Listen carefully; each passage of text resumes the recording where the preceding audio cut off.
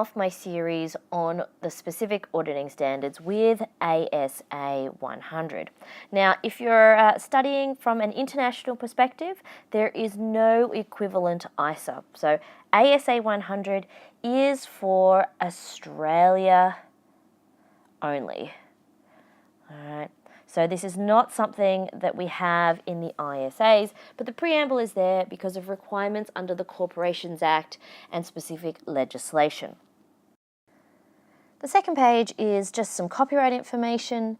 So the Commonwealth of Australia retains copyright to the Australian Auditing Standards, the International Auditing Standards Board. Obviously, the copyright belongs to the Auditing Standards Board. Now then we move into the contents.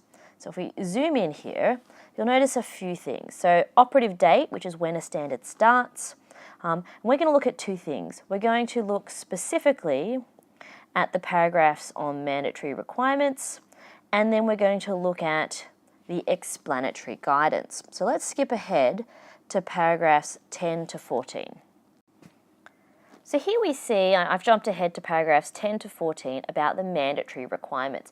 Now this is important in terms of reading the auditing standards because within each standard, and in Australia the auditing standards do have force of law, our auditor's obligations are identified in bold type. So those are the specific numbered paragraphs that we'll see. So we have to comply with all the mandatory requirements because of the Corporations Act. Now, when we move forward, when we jump into the explanatory guidance section, you'll see here that it says that the explanatory guidance is used to improve knowledge and understanding of the scope and application of the basic principles. So our mandatory paragraphs will say the auditor must do task X, but the explanatory guidance is often the how-to of that particular mandatory requirement. Now, they're featured because of the A paragraph number, so it'll be A 155, 27, so they start with the A's. Now you'll notice here that the standard also says that the explanatory guidance is often typical or practical examples with explanatory materials. But an important caveat is contained in one of these sentences. The explanatory guidance does not include all possible procedures that the auditor might use. They might use something else, but this is just first steps and guidance to help get the auditor started.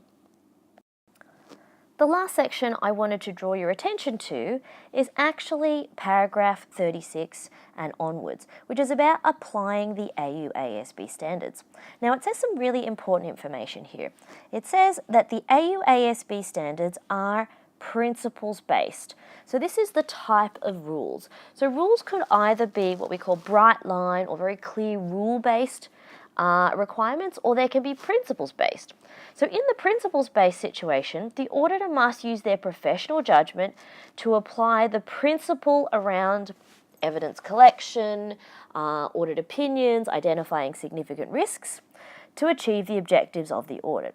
So what exactly is professional judgment? Well, professional judgment, you'll need to apply the requirements, determine whether there are any exceptions, and decide how and what procedures to actually carry out.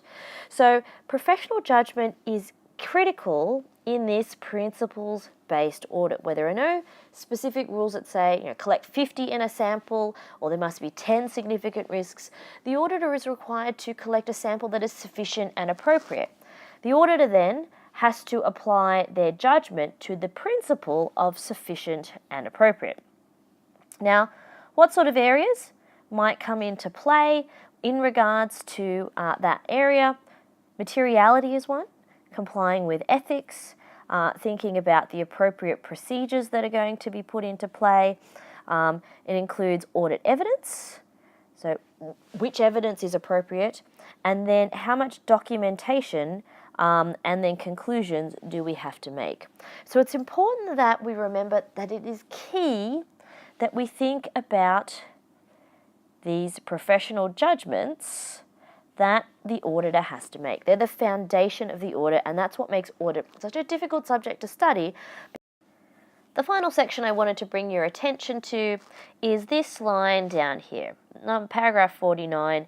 There is no corresponding standard issued by the AUASB.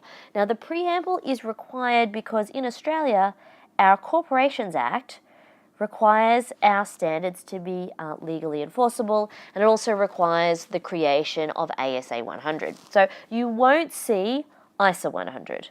Okay, so there is no ISA 100 to the same extent that we see here for ASA 100.